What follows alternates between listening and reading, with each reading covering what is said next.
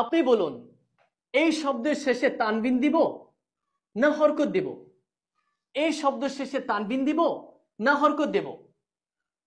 হ্যাঁ, এই শব্দের শেষে আমরা কখনো হরকত দেব না, কারণ এই শব্দের শুরুতে আলিফ এবং লাম যুক্ত হয়নি।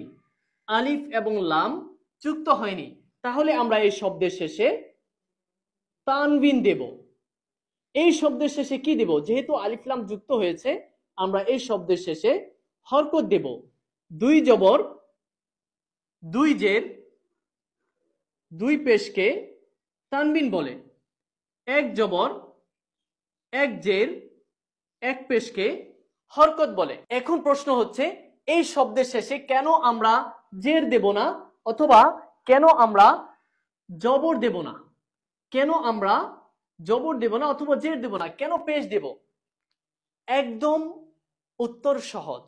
যদি আপনার সামনে কোনো একক শব্দ আসে যেটা কোনো বাক্যের মধ্যে পতিত হয়নি, তাহলে সেটা আপনি নিঃসন্দেহে পেশ দিবেন। কারণ জের জবর হয় বিভিন্ন আলামত বা চিহ্ন পাওয়া গেলে। কোন চিহ্নগুলো পাওয়া গেলে জের হবে, কোন চিহ্নগুলো পাওয়া গেলে জবর হবে, এগুলো আমরা সামনের ভিডিওতে জানবো। আপাতত আজকে এ পর্যন্তই।